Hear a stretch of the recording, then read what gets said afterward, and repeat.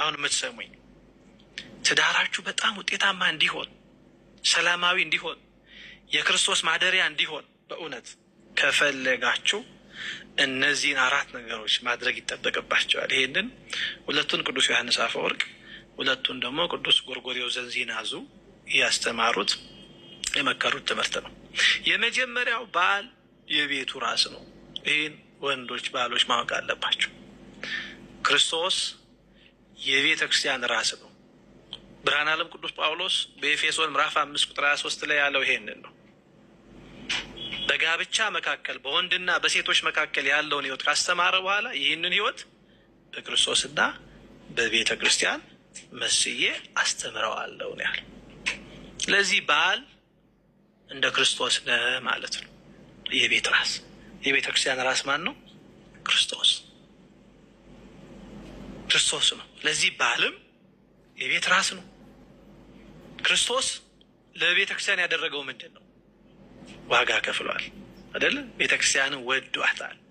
ለዚህ ባልም ልክ እንዲሁ ሚስቱን መውደድ ይጠበቅበታል። ማንን በወደደበት? ክርስቶስ ቤተ ክርስቲያንን በወደደበት ሕይወት ባል ሚስቱን መውደድ ይጠበቅበታል። ስለዚህ ባል የቤቱ ራስ ስለሆንክ ሚስትህን ከራስ አብልጠህ መውደድ አለበት እንዴ።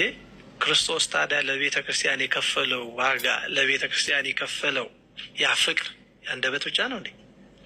እወድሻለሁ ብቻ የሚል ነው እንዴ? አይደለም። ስለዚህ ለቤተ ክርስቲያን ወጋ አላት። ኧረ ስንቱ መከራ ተቀበለ። አይትነት በኑሮ ዝቅታና ከፍታ ቢኖር እንዲህ ያለው ነገር ክርስቶስ እኮ ለቤተ ክርስቲያን የከፈለው ዋጋ ነው ብላችሁ በጸጋና በፍቅር የምትቀበሉት መሆን መቻል አለባችሁ። አንዱ ይሄ ነው። የቤት ራስንን ይሄን ማወቅ ያስፈልጋል። ሁለተኛ አብረን ያነሳ ነው መውደድ ነው። በቃ ክርስቶስ ቤተክርስቲያንን ወዷል። ስለዚህ ሚስትህን ከራስ አብልጠህ ውደድ። ይህም በማድረግ ይላለውም ቅዱስ ዮሐንስ አፈወርቅ ከጋብቻ ዓላማ ውስጥ አንዱን ትፈጽማለህ ይላል። የጋብቻ ዓላማ አንዱ ምንድን ነው? አንዱ መውደድ እንዳለ ሆኖ ቀጥሎ ምንድን ነው? አንዱ 3ቱ ዓላማዎች አንዱ መረዳዳት ነው አይደለ? ሁለተኛው ዘር መተካት ነው። 3ኛው ከዝሙት መጠበቅ ነው አይደለ? ስለዚህ ሚስትህን በመውደድ የተነሳ ከዝሙት ትጠበቃለህ። ያንንም ይህንንም በማየት ዓይንህ ለዝሙት ለፍቶት አይነሳብህም። ለምን? ሚስትህን ከራስ በላይ ምን የትኛውም ባል በቃ ሚስት አንተ ከሴቶች በላይ የሆነ ሴት ነች ላንተ። አለቀ በቃ። ማንም እሷን አይተካም።